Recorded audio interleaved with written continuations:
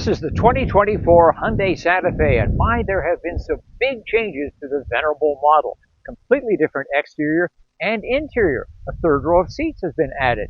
Let's take it for a drive today. This is Family Wheels.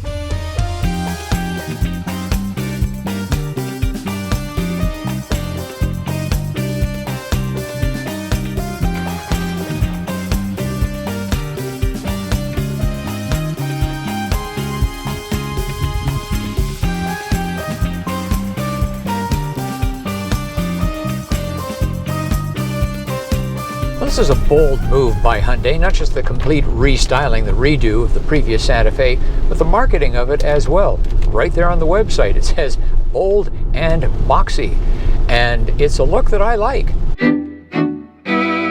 The Santa Fe's latest iteration is considerably bigger than the previous one, and that's why we have 3 rows of seats.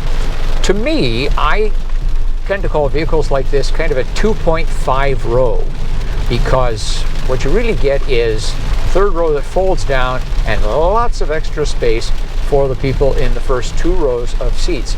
If you have some extra kids to carry around, particularly if they're a little on the smaller side, they'll fit in the 3rd row. But then there goes your cargo space in the back. The engine in the Santa Fe is Hyundai's venerable 2.5-liter 4-cylinder turbo.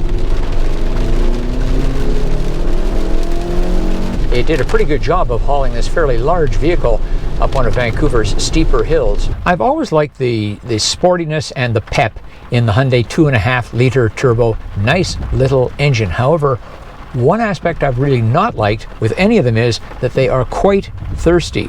Here we are looking at 12 liters per 100 kilometers in the city, 8.8 on the highway. Okay, that's not bad. It's not a gas-guzzling V8. But for me, the one to get is the 1.6-liter 4-cylinder turbo, 231 horsepower, 271 pound-feet of torque. Now that's considerably less than the engine we have right here.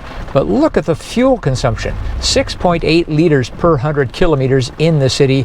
It's a little more than half the consumption of this vehicle. However, the only trim available in Canada as a hybrid is the Preferred. That's the lowest spec. In the United States, there are 3 options available as hybrids: the SEL, the Limited, and the Calligraphy. Now, if you are interested in a luxury experience or a near luxury experience, certainly the Calligraphy fits the bill as far as I'm concerned, without spending the kind of money that some well-known brands charge. You just get an absolute boatload of stuff here. You get the 2 sunroofs, heated and cooled seats, Bose audio captain seats in the back, Napa leather on the seats, a couple of wireless charging pads, wireless Apple CarPlay, Android Auto, and on and on and on.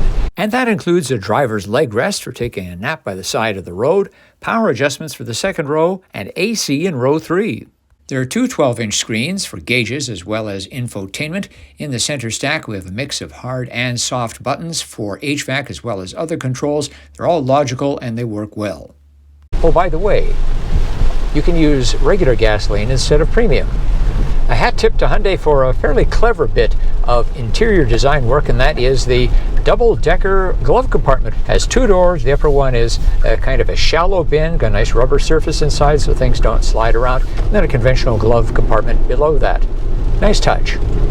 Other thoughtful design elements include a sizable purse bin under the center console and clever pockets behind the rear door that provide a handhold when lifting items onto the roof. Well, let's take the Santa Fe through some S-bends and see how it handles. I gotta say, the all-wheel drive, the 21-inch tires, handles it with a fair bit of aplomb for, again, a largish vehicle. Well, it's another awfully wet day in Vancouver. Good time to check the brakes on the Santa Fe.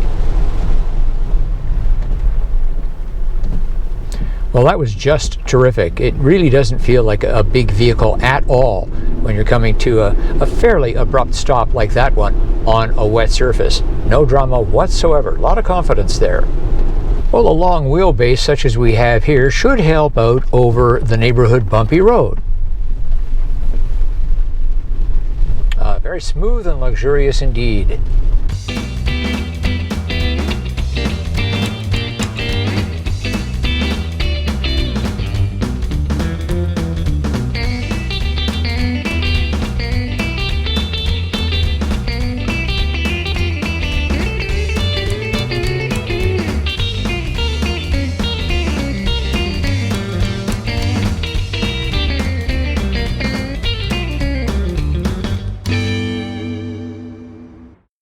as large as it is, the Santa Fe easily passes our family wheel child seat test. Behind me, the kind that takes up the most room, rear facing. Up front, I've got a decent amount of room between my knees and the glove box door.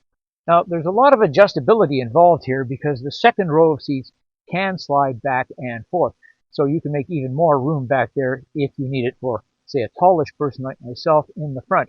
Of course, the farther back you slide that second row of seats, the less room there is in the third row. Right now, there's just enough room behind the child seat in the third row for a child. I've readjusted the front passenger seat to provide a lot more room for me. Yet here in the second row, well, I'm 5 feet 11 inches tall, 180 centimeters, and yet there's still plenty of room for an adult passenger in the second row. And there are a lot of niceties back here as well, given that this is the Calligraphy edition. We have heated rear seats, a USB-C port panoramic moonroof. By the way, seems to be of greater benefit for the third row than the second, but there it is. And a very clever use of storage. There's a rear release for the front bin. And yet, people up front get their own. It's double hinge. Very clever. Plus, there is a bin underneath.